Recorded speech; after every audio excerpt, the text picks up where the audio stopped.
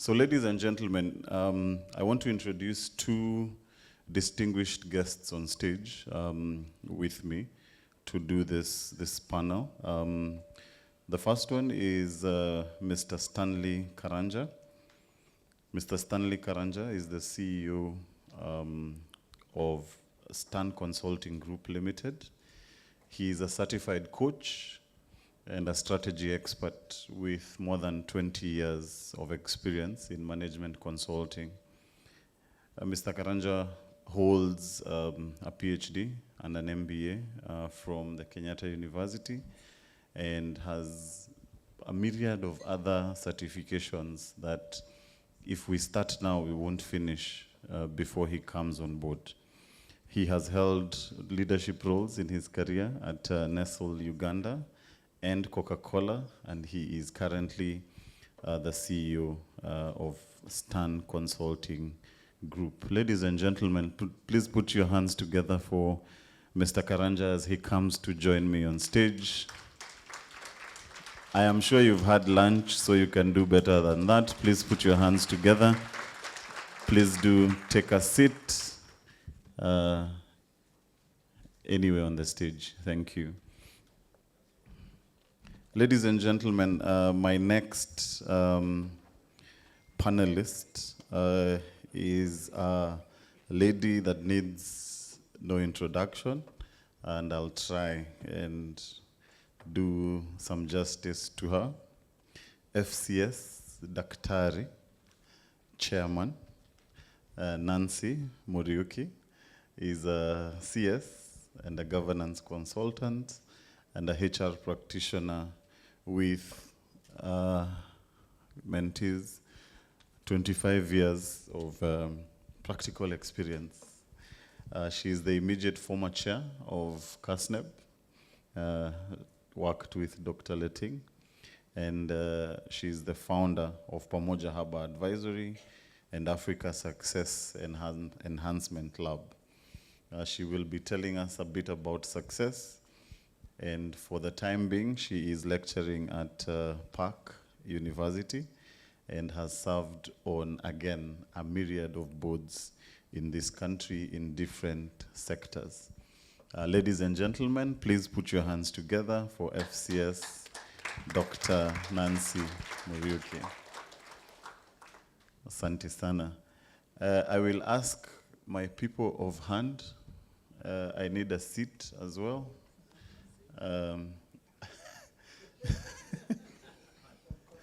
Watu wa mkono. I need to have a seat as well. Ladies and gentlemen, or lady and gentlemen, I think it would be, yeah, fantastic. I think it would be only right that we allow both of them are doctors, Stanley and Dr. Nancy, to give us some brief introductory remarks, because when we told them to prepare for these sessions, they actually did a very thorough preparation for this session. So for them, I'll allow them to make their introductory remarks through very brief presentations, and then we'll pick the discussion as soon as they finish. Dr. we'll start with you. The legal framework, and we are really wondering about our economy in this country, why things are not working, why there is no money, but there is a lot of money. But with few people, they have a lot of money. If you understand pension, money markets, there's a lot of money. But to the general public, there's no money. So you'll ask yourself, where do you belong? To what holds the economy are those people who are responsible. There's a disconnect, and the government institutions are working very hard and they're very efficient, particularly Kenya Revenue Authority. But again, connecting to the citizen, when a country has pending bills ranging to $1 billion and they have been paid taxes, what do you think is that environment? But we thank God this is Kenya. What stifles our economy? We always keep asking. And are people making money? We have CPAs here, FCPAs, FCSs. I think it's our responsibility to start getting the solutions to our country. There is a disconnect, yet we have enough for all of us.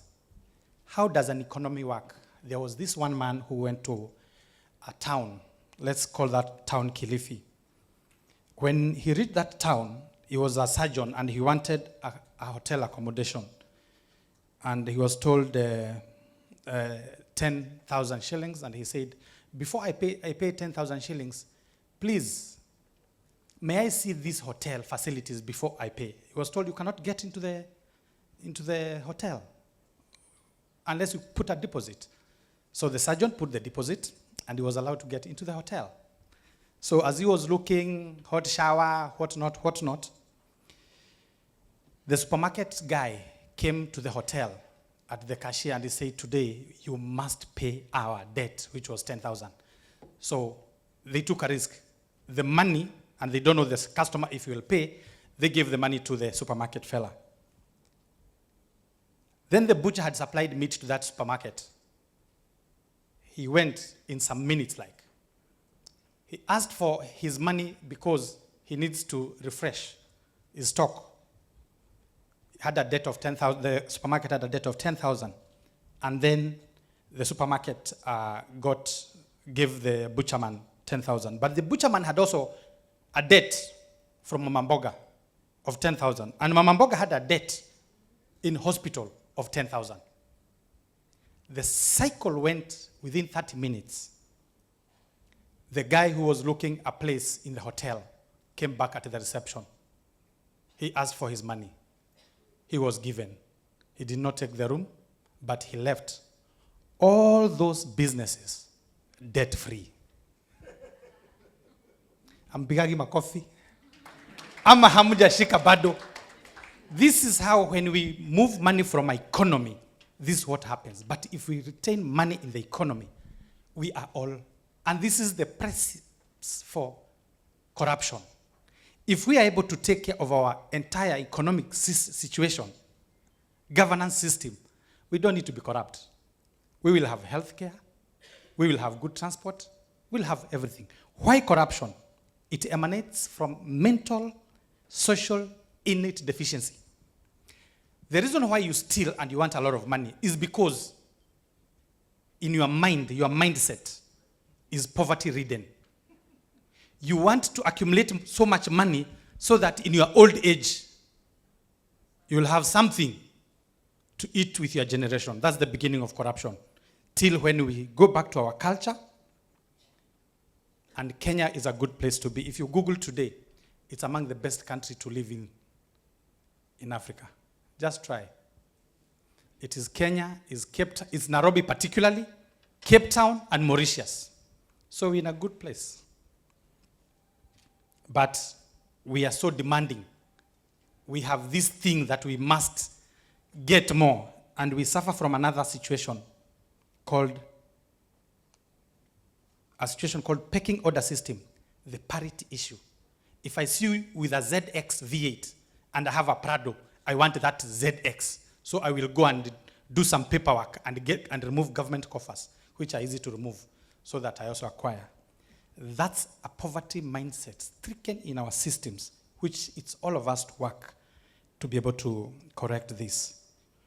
So, culture of competition and conspicuous consumption is what is also bedeviling why we have lots of corruption, my friend.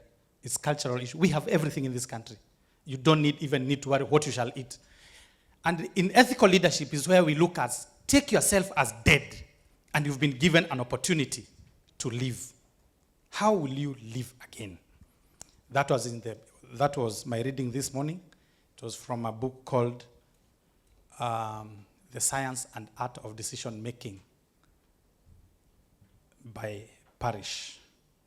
So just a snapshot, Dr. Stanley Karanja, as FCS Peter has correctly said, and he said he only moderates tough people, thank you, like you. So works for Stan Consulting Group, and I must appreciate many people here, including FCS Dr. Letting, Professor Letting. We did strategic plan for CASNEB, for public service, the people of Kenya, Kenyatta National Hospital, NHIF.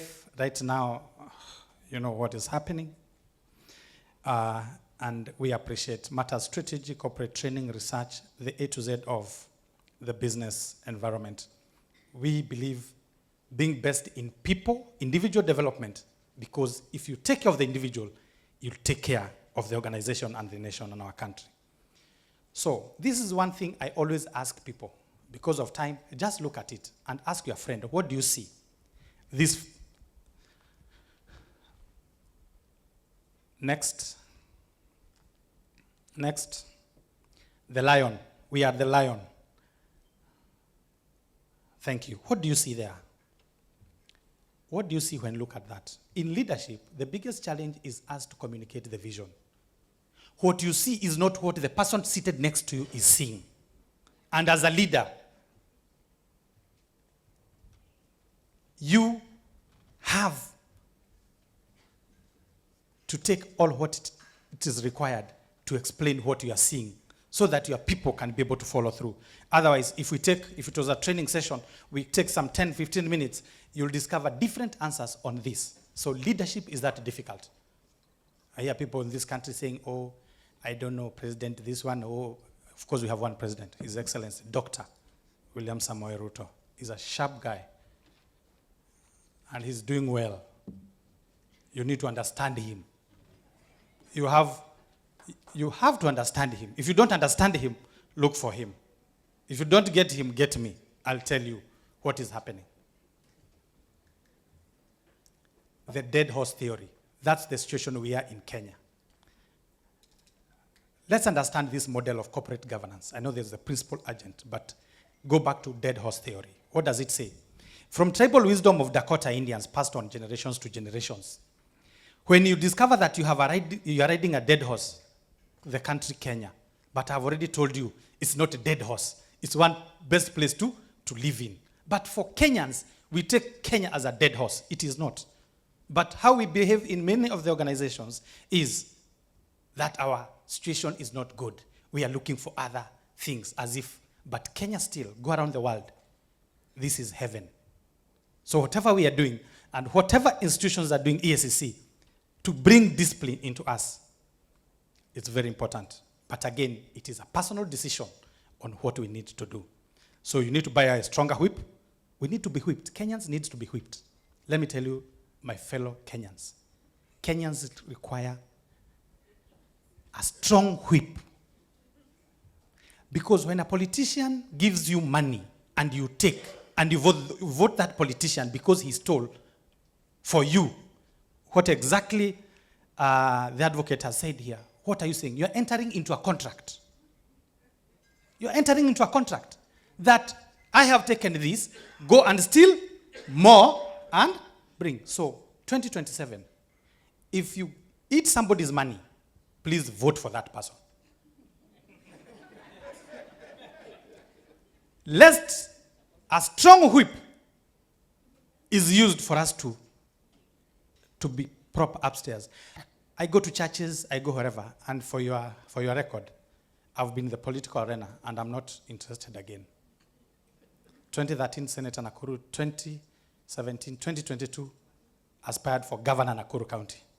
And somebody will tell you, you know you are the best, but you have not stole. Do I need to steal for me to become your governor?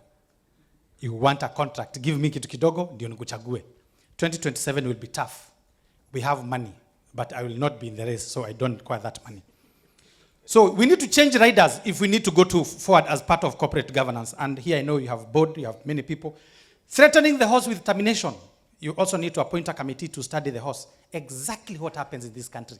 Committees are appointed, you know what you have done, and then you appoint a committee to still continue spending and spoiling the value of Kenya. Then lowering the standards so that the dead horse can be included. I think this is also another strategy that can be used for Kenyans. Let's lower down our standards. I go around the world. Kenya, we drive Prados, V8, ZX, all those Range Rovers. Other countries, go to Europe. You don't see those vehicles. They make them, they sell to Kenya. Kenyans, we are happy to buy them. We need to lower our standards. Reclassify the dead horse as living impaired. We must appreciate ourselves as Kenyans, that our behaviors, we are half dead, we are living impaired, so that we can start thinking different. We need to hire outside contractors. And thank you, Chairman, and you are good people for bringing an outside, by hiring an outside contractor from India. I think people had something. That's fantastic you did the Vice President and the team this morning. Then harness several other dead horses so that they can gather and increase the speed. We need to come together in teams and start thinking. Let's provide additional funding. This one we like, and training to enhance performance. Doing productivity study. Kenyans, we need a proper study. Did you know I'm doing some studies because I'm a recruitment agency for many of the blue chip companies. And I can tell you, when you do competency assessment, most of our people on critical thinking, problem solving, decision making, they are not getting 50% mark. Majority of Kenyans. And don't forget, we are the best. Around the world, we are. So what about humanity? Think about it. Declaring that the dead horse does not need to be fed. So Kenyans should not be fed. Munipatie, vile mnasema Ruto. By the way, mnaza nyoroka. Rewrite the expected performance required for all horses. And you'll discover we are doing very well, again, Kenyans. Rewrite the expected performance, promote the dead horse to a supervisory position so that it feels good. A case study that I want us to read together. Let's go to the case study. At the point of death, an FCS, Tom Smith, called his children. After praying for them, advised them to follow his footsteps so that they can have their peace of mind in life. The eldest child, Elizabeth, a graduate, looked at the other siblings and yelled to the daddy, "Daddy, it's unfortunate you are dying without a penny in your bank account. It is a pity you are living as same wretched life you lived. Personally, I can't emulate you," she continued. "Other fathers in the neighborhood that you tag as being corrupt, thieves of public funds, left houses and properties for their children. See the kind of comfortable life they are living, the schools they are attending. You are dying at 35 years of public service with just one rickety of a car. The only honor you have in this room is citation of an award you won as the best public service accountant when you were not even born. Even this house we live in is a rented apartment. Sorry, I can't emulate you. You are dying of a common disease, and we can't even fly you outside the country like others do. How can we cater for our mom and the little ones by living like you did in this part of the world? How? Daddy, please let's chart our own way. Let's paddle our own canoe." Thereafter, shortly, a few days later, their father gave up the spirit.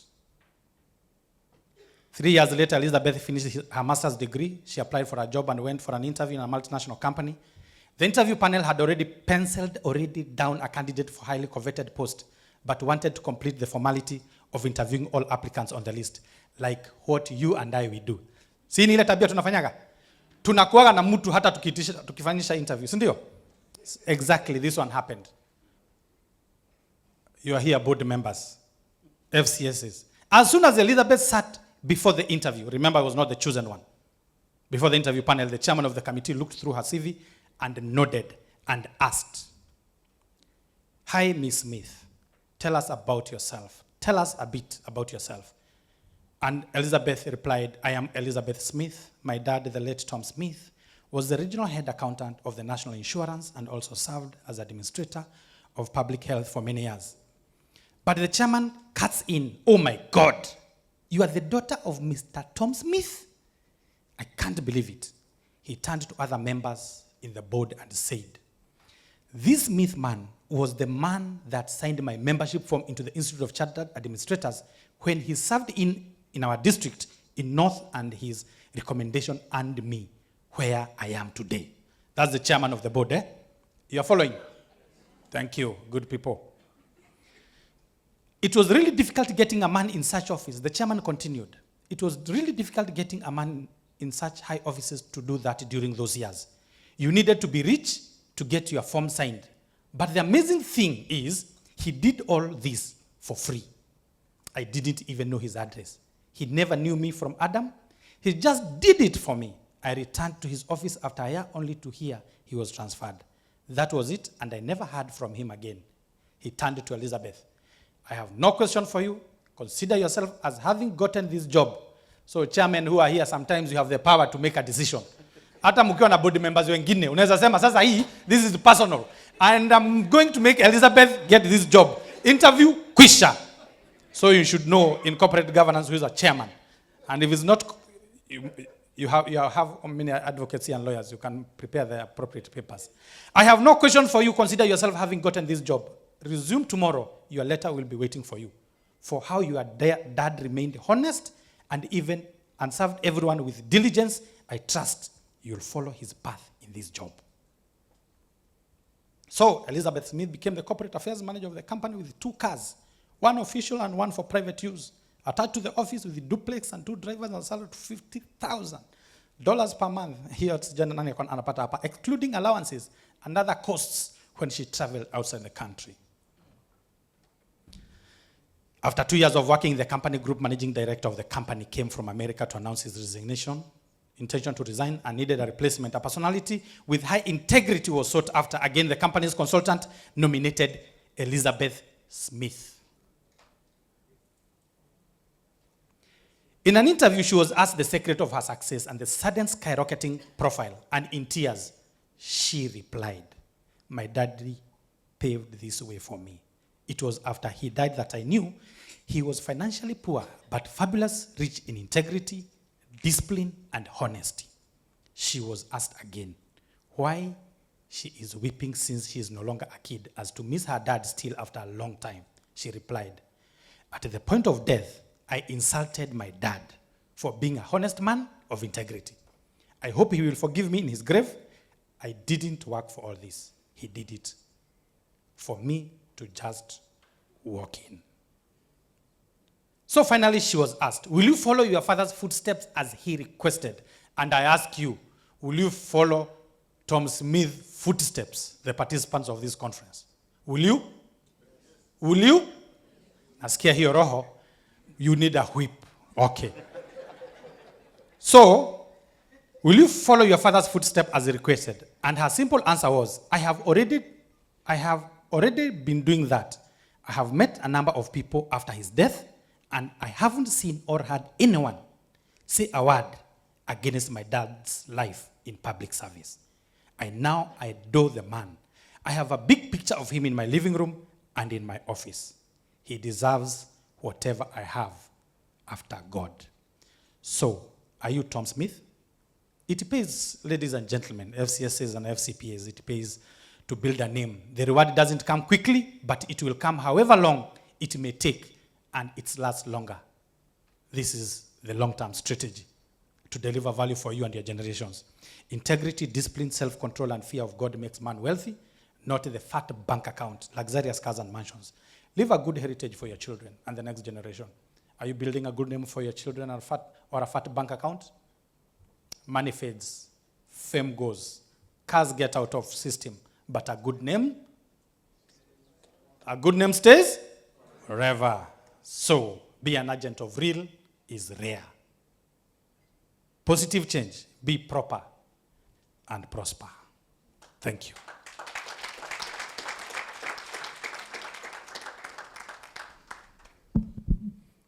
Ladies and gentlemen, Dr. Karanja.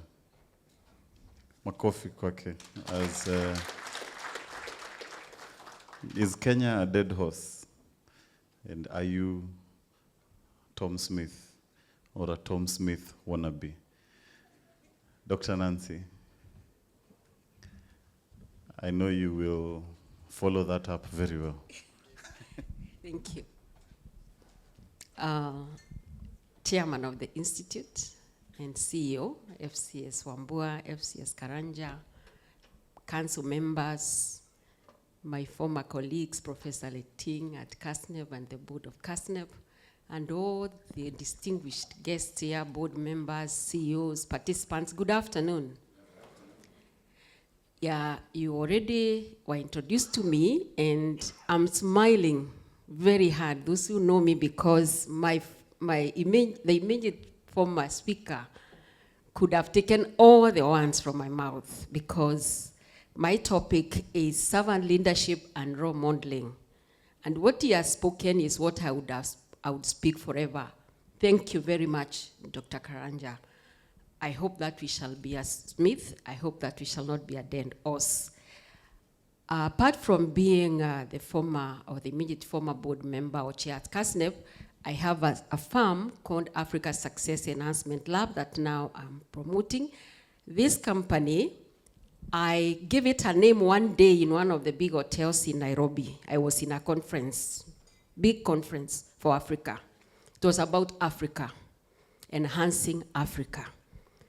And by the third day, I had counted that 3 times, including in the breakup rooms, the statement, unfortunately, Africa.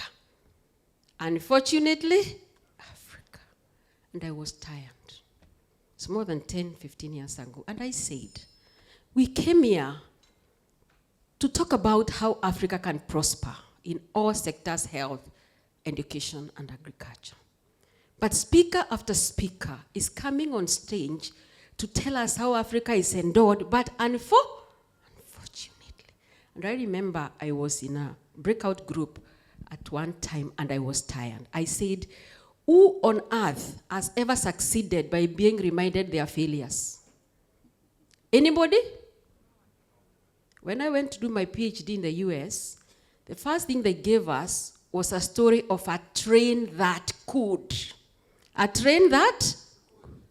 A story that was given to kindergarten students or children in 1940s.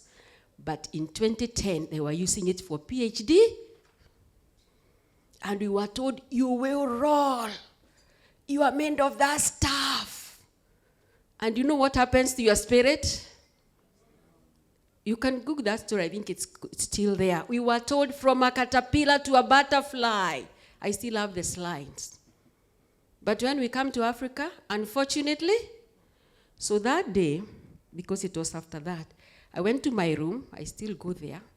And I thought very hard. I never slept until 2 a.m. I said, will my grandchild hear that? I've heard it since I was in standard 1. My child is now hearing it all over. Will I also now allow my grandchild, who is unborn then, to come and hear, unfortunately? I said, I'm going to start a movement to inspire African children. And I'll do anything that enhances success. And it was to come from leadership. We can talk about the rest. That's why it's lab. We can talk about the rest. So today, we are talking about servant leadership and role modeling. Next. The next slide. Where's the point? Okay. Yeah, so I want to ask a question on the reflection. Go to the reflection. Please go to the previous line. If you have an endic, just a slight endic, what do you take? You take Panadol, isn't it? But if there is some hemorrhage in the brain, what happens? You get surgery, isn't it? Now, we have heard about the dead horse. We have heard about the challenges EACC has. We know how many institutions we have policing us in governance. NIS, EACC, the police. How long are we going to go? Now we have integrity officers, compliance officers, internal auditor, company secretary. That man is not going to buy us food or education or health. Critical thinking. Now we are talking of chief governance officers. We want to create jobs, I have no problem. But my brothers and sisters, how long are we going to continue policing our lack of integrity? And so, ethical leadership is needed now more than ever. And this presentation explores how servant leadership and role modeling are vital for good governance and integrity promotion. So, what is servant leadership? I'll not go into the details because of time, but you'll look at least at the meaning and attributes, some examples, and then you'll go to role modeling. The good thing is, Smith has already been used as a role model. So we've already covered role modeling. That's what you and I need to do. What is servant leadership? Servant leadership is the opposite of traditional leadership. That's why I said, where we are now, we don't need Panado in our governance. We need Sanjari. I want to suggest, Bwana Chairman, adoption of servant leadership principles, because that is the Sanjari we require. Servant leadership was first proposed by Robert Greenleaf, who was a philosopher.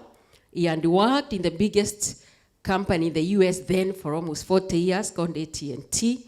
And out of the observations that he had made as a management consultant and as a leader, he came up with a conclusion that what the world needed was servant leaders, that long time ago.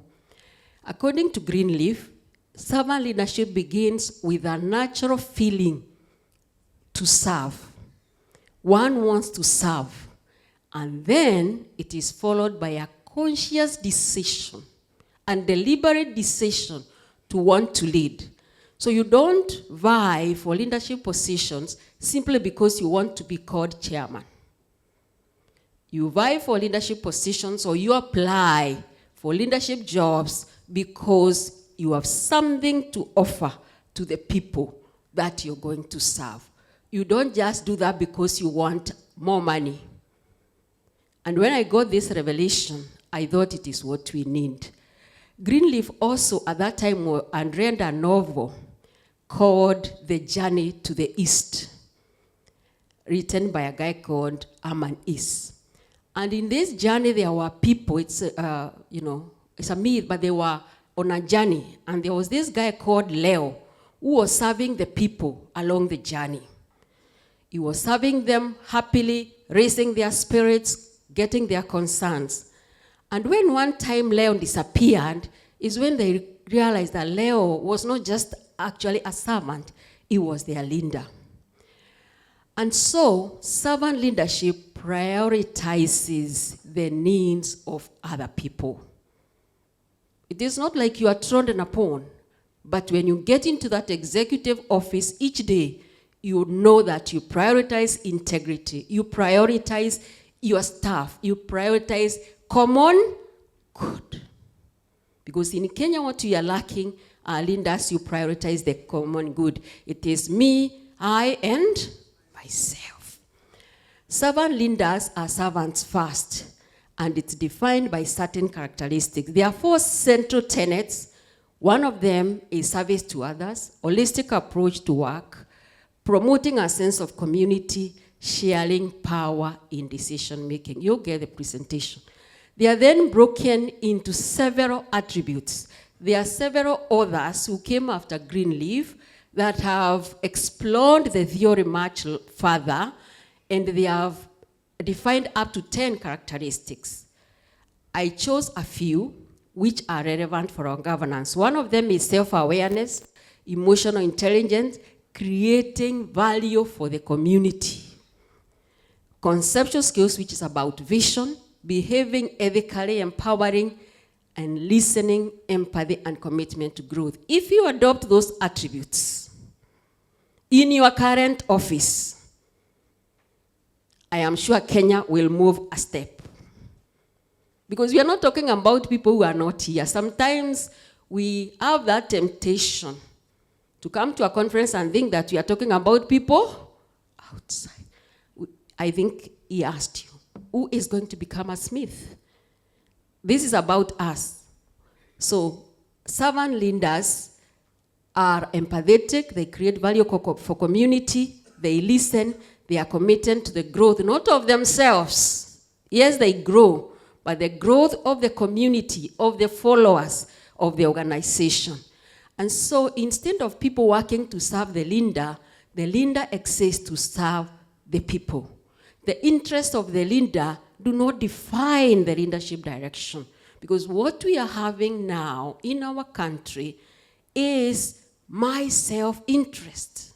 When I'm in the boardroom and an agenda is under discussion, what drives my contributions and my fight for the decision is not necessarily what is good for Kenya. When I say Kenya, I mean the organization you're in, or the people of Kenya, but me, I, and myself. Mr. Smith did not have an easy time. But I want to tell you this afternoon, unless you and I become a Smith, Bwana Chairman, we are going to be in this conference for a long time, but you will not reach there. But I know we came here because we want to be a Smith. Servant leadership will make us that Smith. Instead of looking to be served by your people, a servant leader prioritizes customers, employees, and then the executive team and the CEO. Their interests come last. Would you like such a leader? Do you have some? I believe we have, isn't it? We have some of them. That is the book. Those who may want to read it later, Journey to the East. And Robert Greenleaf lived between 1904 and 1990. You can read about him. But I want us to look quickly at what he said. The forces of good and evil in the world operate through the thoughts, attitude, and actions of individual beings, including corruption. Institutions are nothing but a collection of individuals. And a collection of those attitudes, a collection of those actions. There is nothing wrong with any institution. It's simply a collection of those individuals. And so what happens to our values and therefore to the quality of our civilization now and in the future will result from the conception born of inspiration that we receive in those institutions. And sometimes, even the inspiration of just one person. The Indian team has told us about their current prime minister. It's just one guy. But because of the inspiration that he carried to the office of the executive prime minister, things are changing. So the very essence of leadership, therefore, has to come from our openness to inspiration. What Robert Greene is saying is, evil and good are born out of individuals. And so, it starts from being a Smith. You and I deciding that we prioritize integrity and our country will be good. He wrote 3 essays from which all this is derived. The first essay was the servant as leader. That's what I've talked about. A servant first, you look at this hall and you think that if this hall was expanded, we would have a better life here. And so you look for the leadership position because you want to deliver a better hall for the people when they come for conferences. That is how you now make a deliberate decision to apply for the job because there is something you want to go and do there in a leadership position. Then the institution is servant. ICS is an institution of members. Is ICS an institution, a servant as an institution? Do you prioritize the needs of your members? I don't want an answer. And so institutions must become servants. Because what Greenleaf says is that now the care of the people, which used to happen in villages, was carried to institutions, to schools, to hospitals, to universities. That's where the care is taken. So if we don't have individuals who are positive, then we will have institutions that are not caring. Then trustees as servants. Those are boards of directors. Boards and council members are supposed to be servants of the people. Not to say that they don't have their powers, but when they get into the boardroom, they recognize that Kenyans have sent us here and we prioritize the needs of Kenyans. Before Greenleaf, there existed many people across the globe. Can you recognize them? Can you name them? Mother Teresa, Mandela, Mahatma, and Martin Luther. We know them, isn't it? But the greatest of all, for those who believe, I promote servant leadership from both, but for corporate purposes, we hinge more on Robert Greenleaf. And this is also from the faith perspective. Jesus is the greatest leader. The benefits of servant leadership, I will leave for you to read, but one of the most important one is stronger trust and relationships. We are trying to restore trust. We are trying to rebuild our morals and finally sustainable and long-term impact. Like Smith, he left strong institutions. So, what made me buy into servant leadership as a philosophy is this line. During my PhD, I studied ethical leadership for 2 years.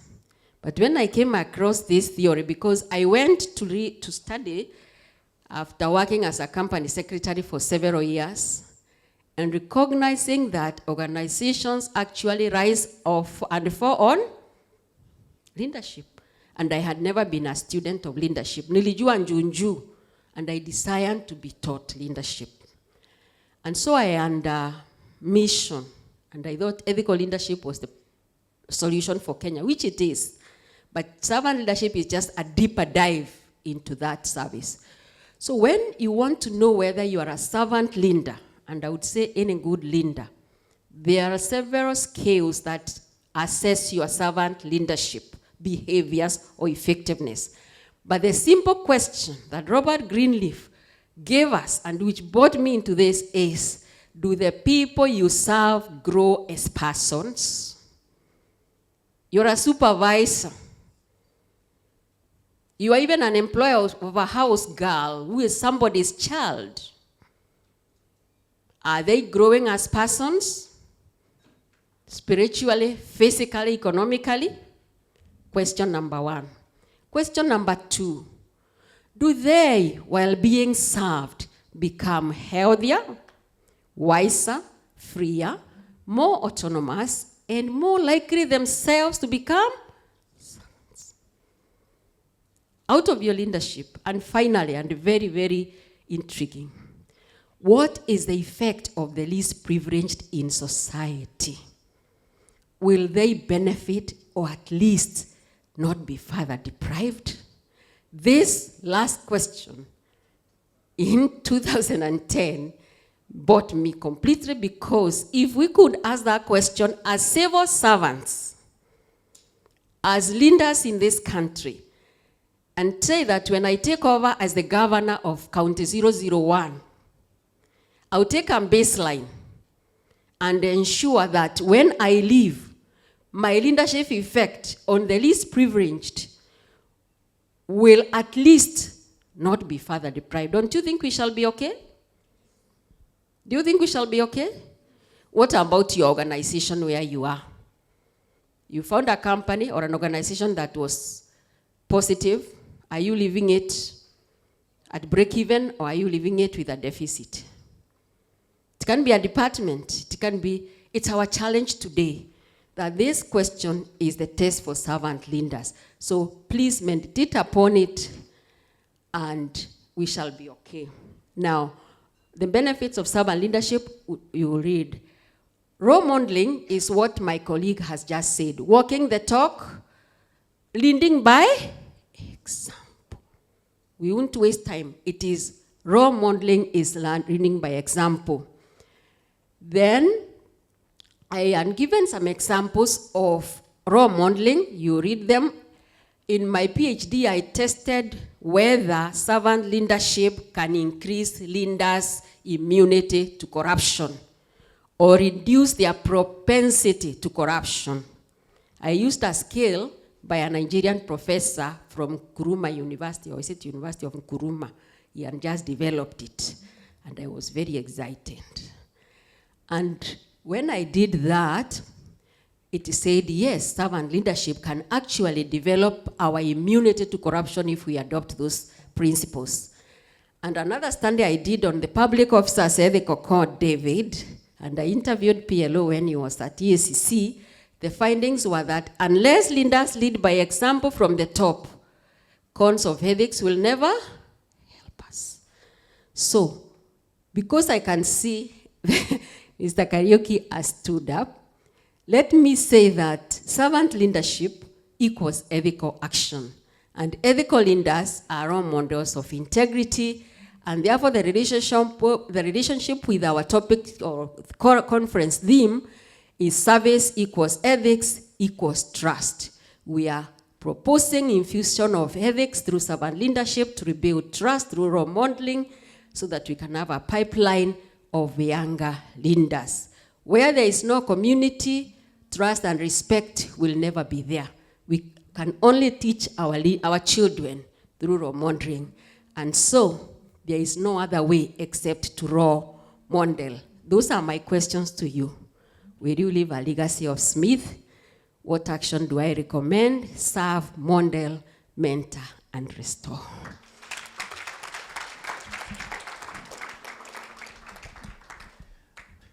I apologize at the beginning because I knew I would push you quite a bit. Asante sana, Daktari, and thank you very much. At this time, I want you to look to your right. If you look to your right, we've got so many, what are they called? Banners. All those are our people, and they are our sponsors. So a quick word just to recognize Diligent, who have spoken to us, Kenas, Higher Education Loans Board, the guy in glasses, I can't see that far. Who? Stan Consulting. Oh, that's Karanja way. Okay. Who's next? Stima Sacco. The savings. That's Stima Sacco. Or ICS, Kengen, Isuzu, Central Bank, KDIC.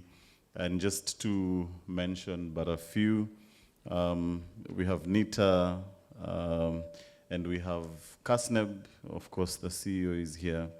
The Registration of Certified Public Secretaries Board, Image Registrars, Adili Group, ESR, Belmac, ICPSK SACCO, Munyao, Mudhama and Kashindi, MMK Advocates, Board and Secretarial.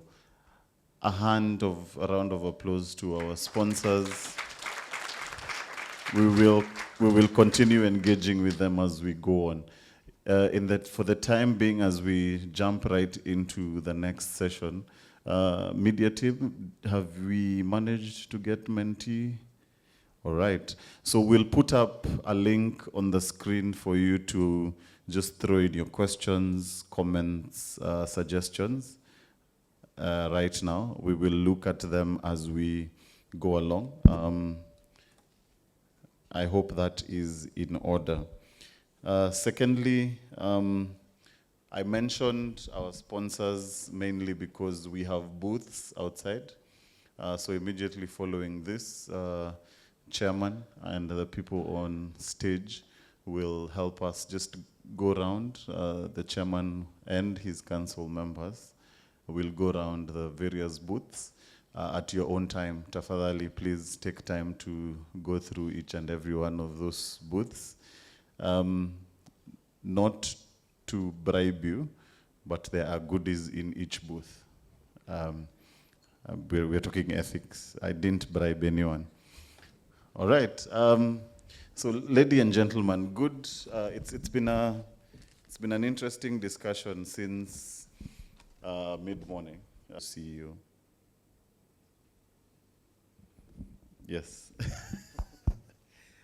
Thank you, Bwana Moderator. I want to sincerely thank FCS Dr. Nancy and also Dr. Stanely for the very enlightening discussions that they have set us into. When you look at the topic of servant leadership and the basic tenets that Dr. Nancy has taken us through, there's a way in which they are amplified when you look at institutions and organizations. For us as EACC, we are a law enforcement body. Basically, we rank at the same place in terms of our operations with other law enforcement bodies such as KRA, such as the DCI.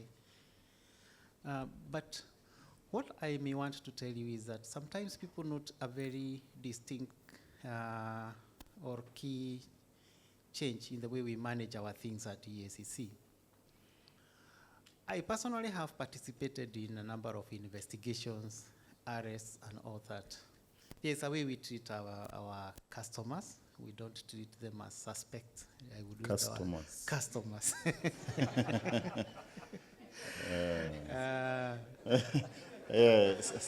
Someone just woke up. Please repeat.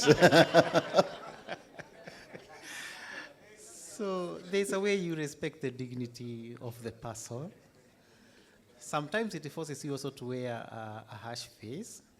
Sometimes you have to put on a stern look based on what it is that you want to, what is your end goal? What do you want to achieve in that operation? But at the end of the day, what we make sure we do is that we respect the rights of the people. We want to be as objective as possible. But what, like what Dr. Nancy has said, and even Dr. Stanley, sometimes at the end of the day, individuals are the ones who transform organizations. An institution is just a collection of people. Out of those people, there will be one, especially when that person is charged with leadership. They can change a whole way how that organization operates, and we have seen it.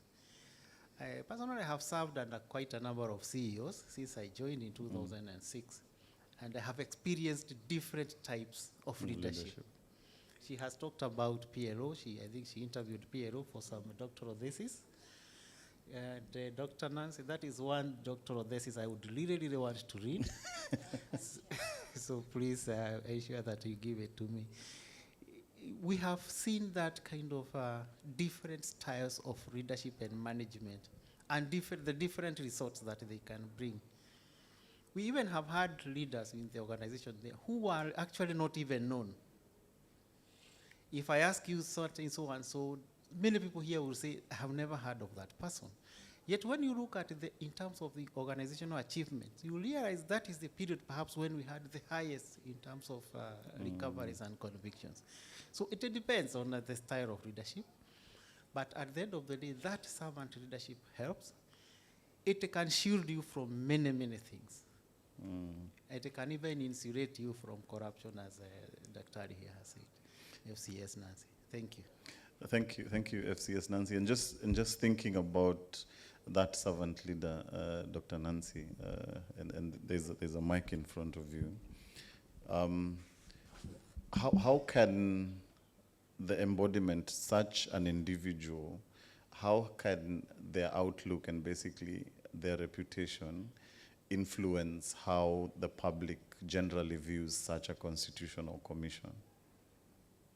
What is the position? What is the role of, personal integrity in how, the public views that specific commission and trusts it, if I could say that? Thank you. In my opinion, as we have already said, institutions are not the walls. It is the people that make those institutions. And the leader is very key. So if the public views the CEO, for example, as a man or woman of integrity, they will build trust. the public will trust that organization. Long time ago, I had a problem with water, city water. Very early on in my life, and I wanted to go to city council. Somebody told me, go and ask for a graduate from Nairobi University at City Hall. I'm just reporting, that was a long time. And they told me, graduates from Nairobi University at City Hall don't take bribes. I don't know now. But that was then. And I looked for a gentleman called Jim Souma, God bless him wherever he is. And he actually helped me without anything. And so, that's many years ago. Alinda, who prioritizes integrity and common good, will make Kenyans have faith in our public service, in my view. Thank you. Daktari, anything you want to add on the individual's, reputation or their personal reputation? Well, leadership is everything. The thinking, the mindset, the culture. And I want, if whoever has an opportunity to write down and be very fast, but you'll get the notes. I had 3,000 slides, but... we decided we will not kill them with PowerPoint. So you'll get them. You'll go and read. Leadership is the capacity. The biggest challenge we have with mankind and the behavior we're having is that leader, does he have the capacity? And capacity, is it for power or purpose? Note that. Because in this country and in many other places, we have leaders who have the capacity to influence others. But for what? Power or purpose? Is it what Dr. Nancy has talked of, common good, or is it selfish? So, is the capacity to influence others through inspiration? What inspires you in life? Are you a person who wants money? Are you a person of conspicuous consumption? Are you a person to give value to many people and generations? Generated by passion. But again, let us not blame any human being. It goes with where and which environment you were born, how you were brought up, who you met. Mark that one. Your environment shaped you. Those are the things that make who we are, the environment. And that's why we say leadership, is it by nature or by nurture? Nurture. Yes. And it must be motivated by vision. In your capacity, are you able to see 15, 20, 30 years? And this is the thing when I'm doing strategic plans for organization. I ask them, why do you do strategic plans for 5 years when the CEO is still there? So that is strategy planning for corruption. Check our budgets in our country. What do we budget for? We budget for corruption. Go to the details of. There is a time, we know we had the Bamako initiative, 2000, 2000, water for all, health, but they are never followed. They are never followed. So we must get back to ourselves and not blame anybody. Don't even blame yourself. Let's start acting. Let's take a step towards the right direction. Where we are, we thank God where we are. We take the step towards the right direction. We thank EACC, but even if EACC is there, Mutadu, we'll buy you if we have money. But again, we hope that there are good people who will stick to the, and also we have the advocates. We have all these systems we have. The real thing is you, the person, the right step to take. So leadership is the capacity to influence others through inspiration. It must be generated by passion. It must be motivated by a vision. It must be birthed from a conviction of doing good. And it must have purpose, not power. Then our institution, our life, there will be no corruption. So our culture eats us for breakfast, lunch, and sleeps with us. Oh, okay. Fantastic. I was a bit pushed back. I didn't know how to respond. I don't know whether you were like me and it was sinking in. Just thinking of this day and age, David, thinking of this day and age, and thinking AI, thinking technology, how does that play within your role as EACC? How does that play? And doctors in front here, you let us know as well what you think. Is there a role that technology can play in enhancing good governance, and what is EACC specifically doing on this field? Yeah, thank you for that. I think when you look at the slides that we had, including the ones that we started with by Dr. Gikonyo when he was emphasizing on technology, technology can really help a lot in terms of bridging the gap and minimizing the human interface. Because most of these corrupt transactions occur when two or more persons meet and they do what we call individual transactional dialogue. Because that is where they understand each other.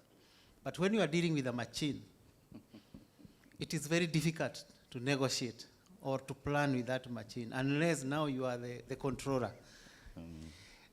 Believe you me, something like IFMIS that we have currently, if we desired, I think IFMIS can actually eliminate 90% of the corruption that we see, if we were to decide as a country. Because IFMIS, even all those issues that Dr. Stanely here is talking about, budgeted corruption, IFMIS can actually weed out those things from the beginning. These government services. The big question being if. That is the issue. Is that why it's called IFMIS? You know, political will. Go out through the window. So technology is helping us a lot in terms of enhancing transparency and accountability. And if Alinda is very committed to transparency and accountability, they'll not fear technology. That is why you find that those who have other agendas will not embrace compute or automating everything, because they do not want the record to show. And so if we who are in this room, I was asking the chairman today, can we produce some of these leaders?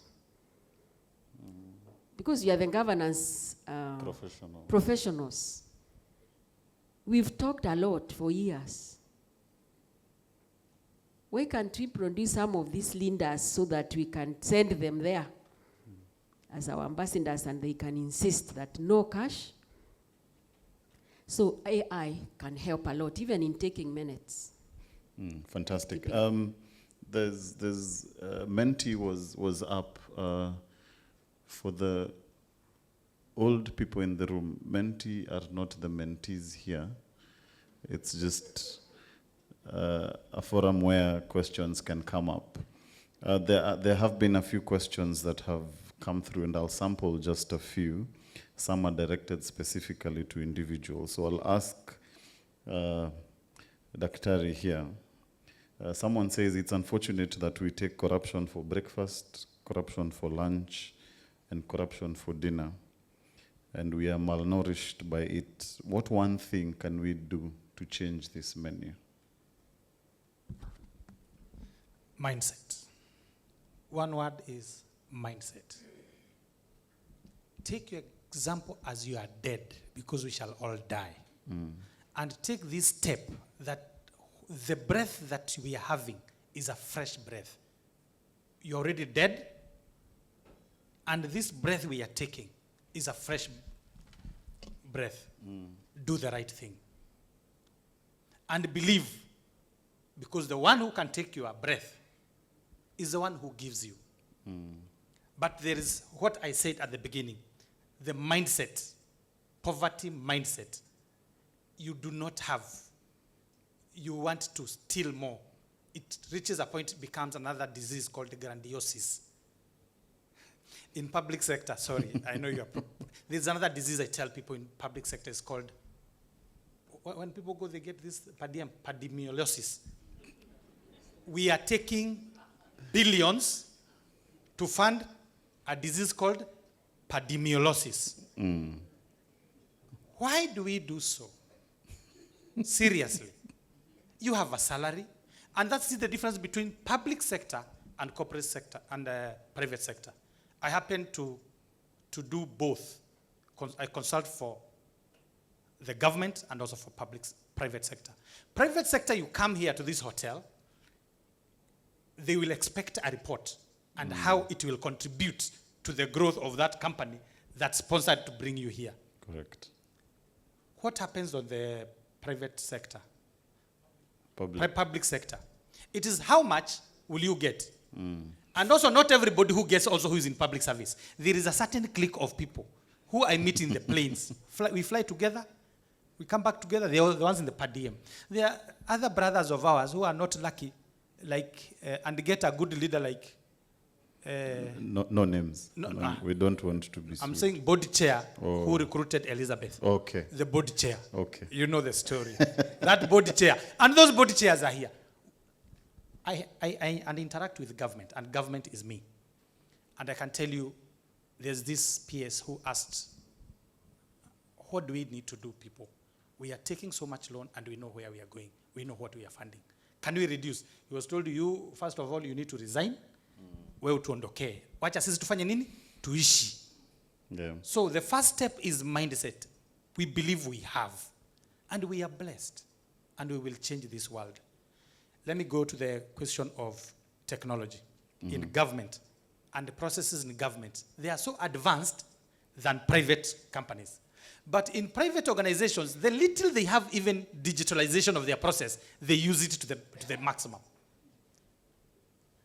You do work, you submit the invoice, everything, you'll not meet a person.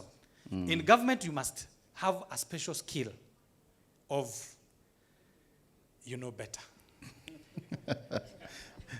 Fantastic. Of course, me, I'm not worried because I'm blessed. Yeah, yeah. It's not any one of us here. No, they are not here. Yeah, none. It's none of us here. And just to say, sometimes we think corruption starts very far. Yesterday, I was in this mall in the evening, and when I was coming out, the guard told me, don't pay the parking using your phone. You bring cash. I asked him, why? Why do you want cash and there is technology, I'll scan? I told him, show me how to scan. Technology will help us if we use it properly. And it will remove all these desires of being corrupt. You know, when you have cash, you have some funny feeling. Yeah? It bites you. It bites you, you feel agitated, you feel like corrupt, you feel like you have yet grandiose problem. But if you're using technology, you'll be able to do so many things. And this country is ours. Let me give an example on a karaoke. Yes. Just to educate all of us. 2 weeks ago, I was coming from Mombasa by air. The Saturday 12th. I got to the airport and I got into an Uber. And I paid the guy 1,100 cash. I earned cash. I also paid the expressway. And I gave him, he paid, he gave me the receipt, and when he got me home, I gave him the money. And he was a very kind man. And so we left each other. I used Uber on Monday, and then on Tuesday, I was using Uber to go to town. And when I'm in town, I get a message from Uber that in the next trip, pay our driver 750 because you did not pay your driver on Saturday 12th at 1:10 p.m. So I'm in town. I tried to reply the email. I tried to call, nothing. So I had to look for the ones who park anywhere and speak to them. Are you Uber? I have this problem. Please take me home. So one kind gentleman agreed. And I told him, this is the charge. I will give it to you, but I cannot pay 750 because I paid the guy with the money. So he told me, who told you to pay cash? Kuna driver wa Kora. Ukiwapatia cash hawata kupatia. I looked for his number, we tried to call. Mteja. Mteja. So he gave me the number of a staff member of Uber he had. As we went home, I called. And he told me the driver will be looked for. He will be sacked, and that will be the end. So it took me 3 days because I got Uber when I came here on Tuesday. I used Uber. They wrote me an email. What are we saying? So they told me never pay cash. I told them I paid cash before and didn't have this problem. What are we saying? Technology. So don't pay cash to Uber drivers. If you don't Moral of the story. Yeah, that's moral of the story is AI will help. Fantastic. I'll take 2 more questions, and basically, just any of you, just feel free to pick up the mic. We are told that leadership starts from the very top, as someone is saying, and in as much as you can try at your level, there is always someone above you. There is always someone above the guy at the top. So at what point do you think this whole cycle will actually break? If at all? Or is the horse dead? No, you have said someone is on top. Who's this who is on top? It's God. He can change our mindset. Okay. Because where it is reaching, it reaches a point, because even those who are, be it churches, be it whoever, it's not happening. So, until either use a very strong whip, but who is this who will carry the whip? It is me and you. It is us. Let me explain election 2022, election 2027. I go to church, and I had said previously, people, they tell me, why are you not coming? Have you made money? Come and give us money, we will vote for you. I ask them, is it the money that shall lead you? And I'm telling Kenyans, if they hear me, if you take somebody's money, please be fair. Vote for them. Vote for them. Yes. So the best thing is, do not take money that you have not worked for. That's where we start. It must start with that leader from the great Greek mythology. Leadership is know thyself. And it's us Kenyans. It's not one person. Because follow article number 1, it is delegated authority from the owners, who are the Kenyan citizens. So it is know yourself, control thyself. That's madness of wanting free money. Robert Greene, law number 40, laws of power. There's no free lunch. Don't take things for free. So, know thyself, control thyself, and sacrifice. 3 things only. We are leaders. We are all leaders. We will turn around this country. And we have a lot of resources, enough for all of us. That's how I look at. But this behavior of pointing a finger to somebody, it will not help anybody. It is me who is the problem. It is you next to me. I need to sort you. Yeah, you are the problem. Thank you. Yes, so me and you. I am not. As we were going out for lunch, we had an interesting discussion around corruption being a lack of opportunity. The fact that I am not corrupt because I am not in a position that allows me to be corrupt. What am I saying? I'm saying that if I was in that position, you put up an example of Turkana County, there is a very high chance that I would also steal the 650 million. Bora nisishikwe. So the question is, are we inherently corrupt, or is there actually hope?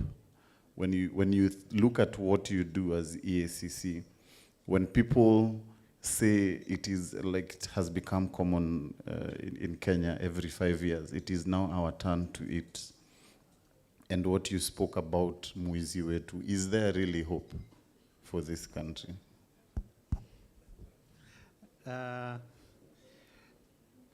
I think that aspect of saying that sijaiba because sijapata opportunity is a mindset issue. Now, I want to give you an analogy or an example. Kenyans, when they are driving to Tanzania, from Nairobi to Namanga, they will overspeed, they will overtake recklessly, they will do all manner of things. They will even throw those beer cans out of the car window. Immediately they cross the border at Namanga, they change.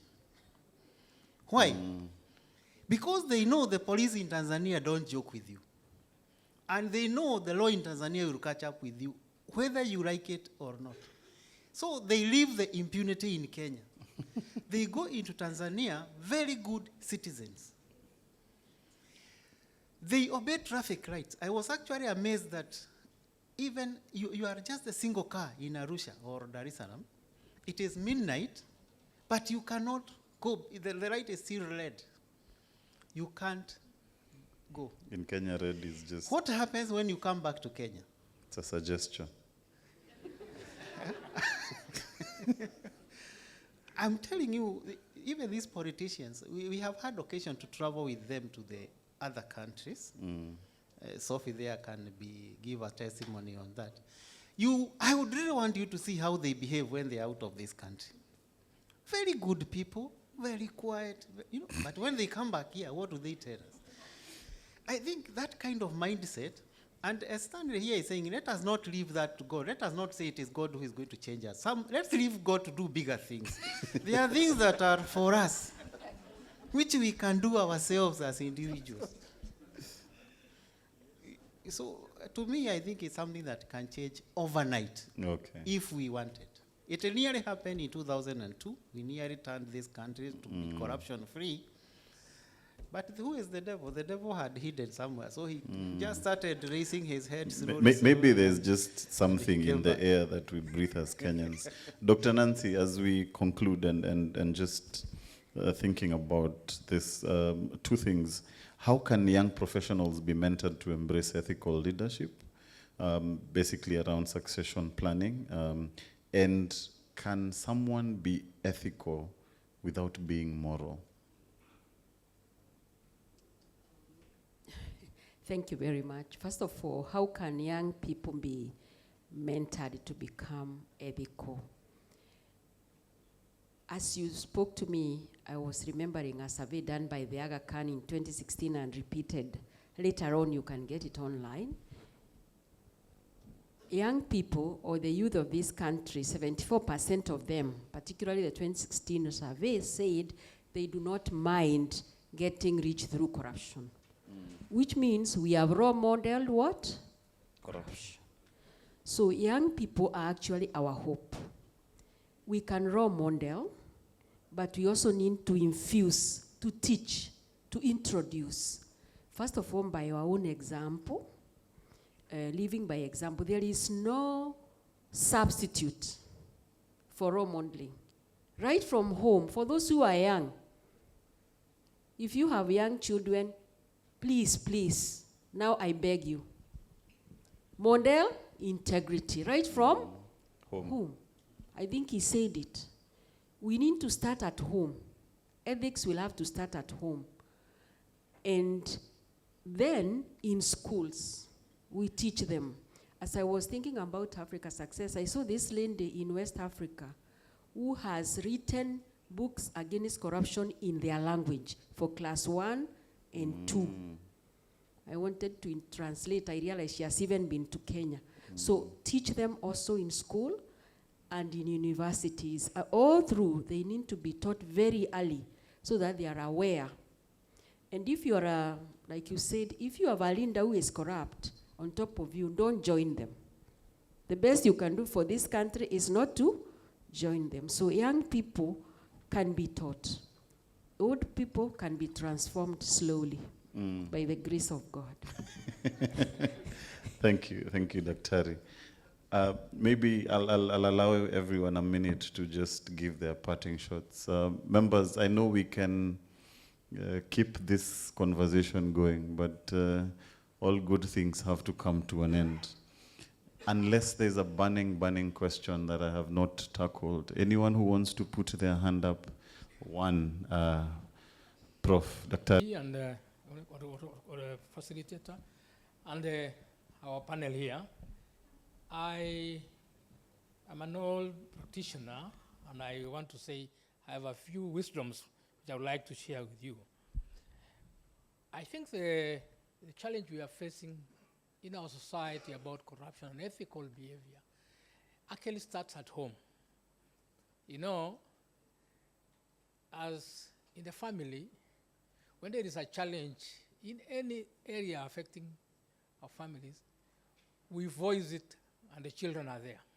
We, for example, say, oh, I wanted my child to be admitted to this good school. And what do we do to make it happen? We actually do it. We facilitate the child through those kind of ways. And the children learn right there, and they can never change. Because like they say, monkey see, monkey do. So the problem is not at the higher level alone. The problem is big. So what am I saying? The problem is there is comfort in numbers in corruption.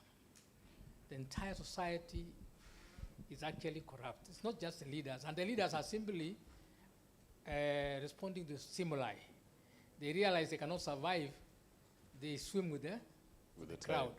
So what I'm trying to say is that I would like to suggest for EACC and all of us that we actually change the mandate of EACC so that what we put up there, and also for all of us, is that let us applaud good behaviors more loudly than our arresting. Arresting does not stop, or doing all these things we are doing will not stop, because there are many ways the lawyers and others play the game of defending, and we have so many other ways in which people get away with it. The problem is that if we can applaud loudly and very vigorously very many people who are doing the right thing, we shall win this war. Thank you. So if we applaud the Smiths, we will be doing well. All right, fantastic. Parting shot, lady. And Ask, what legacy do you want to leave? We need a critical mass. Please be one of them to cause the change. Thank you. Fantastic. Brief and to the point. Yeah, thank you very much. I think for me is to just thank the participants for the contributions. Just to encourage all of us that it starts with an individual decision that I don't want to be corrupt. And it will trickle down, it will trickle up, and before we realize it, that safety that we have in numbers, that confidence, that comfort will be eroded, and now corruption will be a thing of the past. Thank you. Fantastic. Fantastic. Dr. Ari. Thank you. As we look at many of these things, leadership being the capacity to influence, why is it Singapore is doing so well? Is because their leader is not by mere votes and numbers.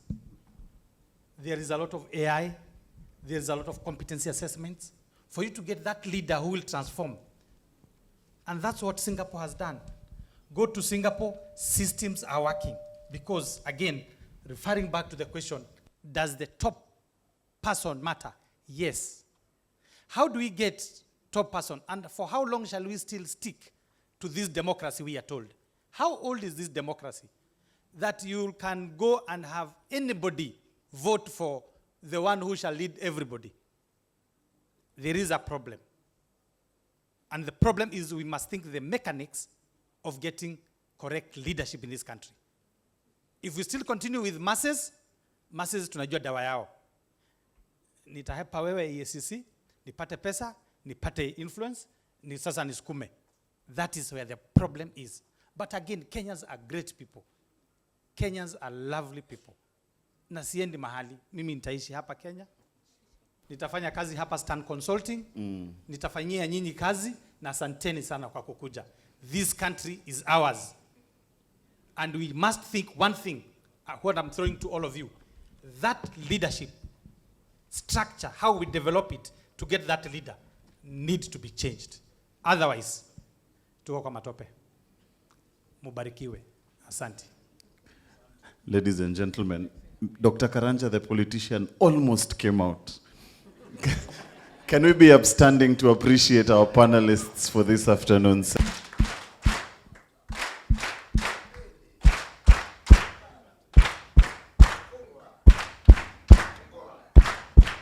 Three more.